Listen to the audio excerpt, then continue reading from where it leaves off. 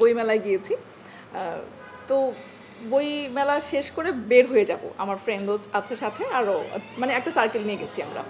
হঠাৎ করে একটা কোত্থেকে এক মহিলা আসলো, এসে আমাকে বলে কি, আপনি আপনি খুব খারাপ মহিলা, খুব খারাপ করতেছেন, এগুলো করেন না, বুঝছেন। আমি না মানে লিটারলি আমি ভয় পেয়ে গেছি, এবং আমার ফ্রেন্ডে আরও ভয় পেয়ে গেছে যে কী করছে ও। মানে মানে সব কিছু মিলে না, আমি পরে একটুখানি আমার একটু টাইম লাগছে, আচ্ছা ও আচ্ছা, মানে দেনা পাওনার কারণে বলে কি ভালো হয়ে যান, বুঝছেন, এত খারাপ হওয়া ঠিক না।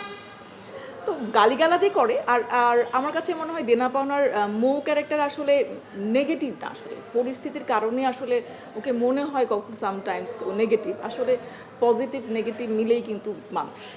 এবং একটা জয়েন্ট ফ্যামিলিতে থাকতে গেলে যেটা হয় যে এটা হয়ই আসলে। দেনা পাওনা নিয়ে তো দর্শকের ভীষণ ভীষণ আগ্রহ।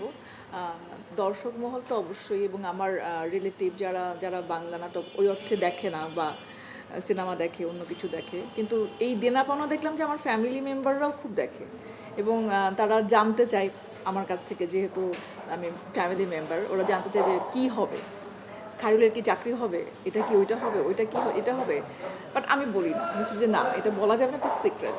এবং শুধু তাই না, বিভিন্ন জায়গায় গেলে দেনা পাওনা, যেমন একবার আমি একটা শুটিংয়ে গেলাম দোহারে।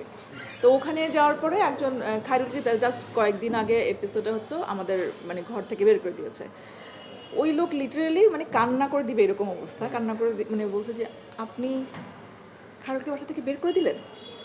আমি না মানে উনি যেভাবে বলছে মনে হচ্ছে মানে ওনার ওনার মানে আপন কাউকে ঘর থেকে আমি বের করে দিয়েছি। তো এই লেভেলের আসলে রিলেট করছে আসলে ক্যারেক্টারগুলো, এবং এই গল্প সব কিছু মিলে আসলে হিউজ রেসপন্স। আসলে যেটা হয় আসলে আমি এটা আমাদের দেশেই হয় আসলে, যে যে ক্যারেক্টারে যে বেশি শাইন করে, বা কোনো একটা ক্যারেক্টার ক্লিক করে ফেললে, কোনো একটা ক্যারেক্টার দর্শক যদি নিয়ে ফেলে খুব ভালো করে, তখন আসলে পরবর্তীতে দেখা যায় যে ডিরেক্টররা, প্রডিউসাররা তাকে ওই ওই একই টাইপের ক্যারেক্টারেই কাস্ট করতে থাকে। তো এইটা আসলে একজন মানে অভিনেতার জন্য এটা একটা কি বলবো দুঃখজনক ব্যাপার আসলে, কারণ আমরা তো আসলে সব ধরনের কাজই করতে চাই।